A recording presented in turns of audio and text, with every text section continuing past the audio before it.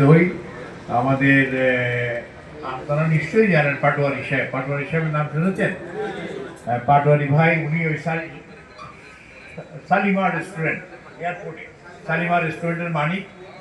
আর আমাদের আকরাম ভাই ছিলেন, আকরাম ভাই হাজি সাহেব, ওনারা আমরা মিলে, রিয়াজও ছিল আমাদের সাথে, আমরা মিলে, নুর আলী সাহেব ছিলেন, আমরা মিলে ওই হাজি আকরাম সাহেবের একটা বসার জায়গা ছিল এই ইন্টারকন হোটেলে, এখন যেটা ইন্টারকন হোটেল।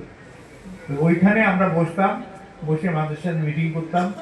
তখন আমরা ওনার মোস্তফা সাহেব প্রাণ থেকে উনিও ছিলেন আমাদের সাথে, আমার মনে হয় উনিও বোধহয় ছিলেন, উনি বোধহয় পরে এসছেন, আমার মনে নেই। তো আমরা ওখান থেকে শুরু করেছিলাম বাইরা। তারপরে তো মোশাররফ ভাই নির্বাচনে আমার অফিস থেকে আমরা নির্বাচন শুরু করি এবং সেইভাবে বাইরে আমরা একসাথে ছিলাম। যেটা হায়দার সাহেব বললেন যে 84 সালে থেকে শুরু হয়, তো সেই সময় থেকে আমরা জড়িত। আমরা বাংলাদেশের ম্যান পাওয়ারের মোটামুটি আমরা পায়োনিয়ার।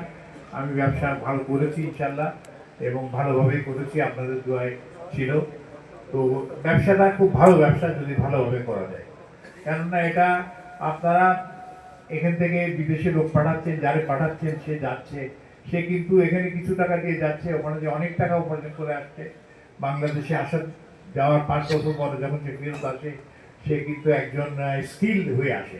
আনস্কিল্ড হয়ে এখান থেকে যায়, ওখান থেকে যখন ফিরে আসে সে ইংরেজিতেও কথা বলে, আরবি ভাষায় কথা বলে এবং স্কিল হয়ে আসে। তো এটা কিন্তু আমাদের দেশের জন্য একটা খুব বড় পাওয়া। তো এই ব্যবসাটা যদি আমরা ঠিকভাবে করতে পারি, কিন্তু খুব ভালো ব্যবসা। আপনারা দেখেছেন আমরা মালয়েশিয়া প্লান্টেশনে লোক পাঠাতাম, ফিল্ডে আমরা লোক পাঠিয়েছি, এখন বোধহয় 30 বছর হয়ে গেছে, এখনো ফিল্ডে তারা চাকরি করে। এবং পরে আমরা যাওয়ার পরে শুনেছি যে মালয়েশিয়ান গভর্নমেন্ট বলছে যে এরা তাদের প্রবলেম হচ্ছে তাদের জন্য, তাদের সোশ্যাল লাইফের প্রবলেম, কেননা আমাদের লোকজন খুব তাড়াতাড়ি মালে শিখে ওখানকার মেয়েদের বিয়ে করে বেড়ে। তো সেইভাবে তারা ছিল, সেইভাবে তারা বড় একটা অবজেকশন ছিল সোশ্যাল প্রবলেম হিসেবে। তো আমাদের লোকরা কিন্তু খুব ভালো, যেখানেই যায় সেখানেই খুব তাড়াতাড়ি শিখে নিতে পারে। আমরা বিগত দিনে সৌদি আরবেও, আমি সৌদি আরব এজেন্ট ছিলাম বাংলাদেশের, সৌদি এয়ারলাইন্সের আমরা জিএসএ ছিলাম। ওই সময় আমরা অনেক সৌদি আরব লোক পাঠাতাম সৌদি আরবে।